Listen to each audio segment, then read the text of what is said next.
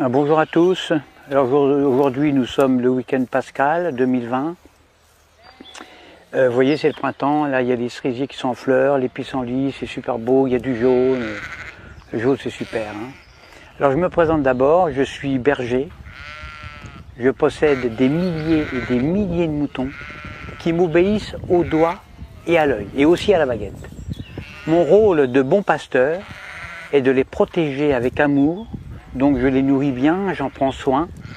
Un mouton, parce que je sais qu'un mouton bien élevé, élevé avec amour, eh bien c'est l'assurance d'obtenir une laine soyeuse, de qualité, et une viande fondante d'un goût incomparable. Ça c'est certain, moi j'aime mes moutons. Alors pourquoi mes moutons sont heureux, mais vraiment heureux quand je les tonds? Pourquoi est-ce qu'ils ne réagissent pas? Pourquoi est-ce qu'ils ne réagissent pas quand je les vaccine, quand je les sacrifie sur l'autel de la gastronomie? Il y a un mystère, il y a un mystère. Surtout quand on sait que moi, je suis qu'un petit bonhomme fragile, qui ne ferait pas le poids face à un mouton en colère. Un seul mouton en colère, un seul bélier peut me tuer d'un seul coup. Eh bien le secret, le voici. Pour qu'un troupeau de milliers de moutons soit docile, soumis, obéissant, eh bien il suffit de jouer soit sur la peur, soit sur leurs besoins de sécurité. Exemple, quand j'ai besoin de les tondre, ou de les vacciner, ou de les confiner, ou même de les mener à l'abattoir, eh bien je leur crie « Attention, voilà un loup ! Il y a un gros loup !» Donc là, je joue sur la peur. « Courez vite dans la bergerie, allez vite, vite, vite, réfugiez-vous là-bas !» Besoin de sécurité. Et là, dans une psychose collective, où ils se piétinent les uns les autres, ils se carapatent tous dans la bergerie, sans même réfléchir, parce qu'ils sont heureux de se retrouver en sécurité, confinés dans la bergerie, loin des dents du loup. La peur court-circuite la réflexion. Elle fait exploser leurs neurones. Alors déjà, qu'un mouton, il n'y en a pas beaucoup. Alors pendant que leur attention est dirigée vers le loup, eh bien moi, tranquillement, je les tonds, je les vaccine, je leur tatoue le gigot, je puce les rebelles, je castre les chefs, bien sûr, en leur injectant des médicaments, etc., etc. Et quand j'ai fini mon travail, eh bien, je les relâche tout doucement par petits groupes. Alors c'est vrai qu'ils se sont fait tondre, ça ils s'en rendent compte, ils le voient, mais ils sont heureux d'avoir échappé au gros loup. Ils sont tondus, mais encore vivants, donc contents, heureux. Je les fais alors bêler tous en chœur à la tombée de la nuit et je leur demande de m'applaudir à 20 h au moment du journal télévisé qui leur raconte qu'ils ont échappé vraiment à un grand danger. Alors bien sûr, sur le nombre, il y a toujours quelques rebelles, des moutons noirs, qui sont des moutons plus intelligents que les autres, qui comprennent, ils ont pigé mon stratagème.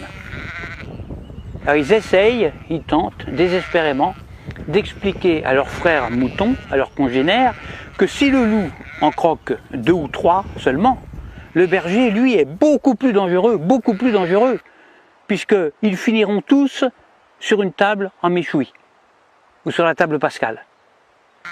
Alors il faut les gérer, ces moutons noirs, qui ne veulent pas rentrer dans la bergerie, parce que ce sont des rebelles, ce sont des esprits libres. Alors à ceux-là, soit je leur montre mon bâton, soit je les fais mordre par mon chien. Or le mieux c'est d'égorger un seul mouton noir devant les autres. Alors ça c'est super efficace. Ça. Pour un seul de sacrifier, j'en terrorise des milliers qui deviennent mais alors doux comme des agneaux. J'en tue un et j'en soumets des milliers. C'est comme ça qu'on étouffe la moindre velléité de révolte. Alors il y a de nombreux hommes politiques qui viennent me demander de les coacher. Alors que moi je ne suis qu'un simple berger, je suis qu'un pauvre berger. Mais s'ils me le demandent, c'est justement parce qu'on peut utiliser ces méthodes, les méthodes de berger, chez des humains. En effet, la différence entre le comportement des moutons et celui des humains, eh bien c'est que justement il n'y a aucune différence. C'est ça le secret. Le secret est là, il n'est pas ailleurs. Donc, quand on veut faire passer une loi impopulaire, qui ne fait pas plaisir, eh bien on le fait pendant que la population a peur. Par exemple, on parle de crise climatique, de crise de la dette, de crise financière, de tempête, de canicule, de terrorisme, de crise sanitaire, etc., etc. À cause du coronavirus, là on joue avec la peur, eh bien on a réussi à confiner non pas des milliers de moutons, mais des milliards d'humains sur toute la planète, sur toute la Terre. Des humains, confinés comme des animaux. Des humains déshumanisés. Et le pire, le plus révoltant, le plus dramatique, c'est que les chefs rebelles ferment leur gueule. Les grands chefs, ils acceptent aussi leur confinement. Alors la seule solution pour s'évader de ce piège machiavélique serait un réveil collectif. Alors moi personnellement, je ne perds plus mon temps à essayer d'éclairer les blaireaux. Ça ne sert à rien, ça ne sert strictement à rien.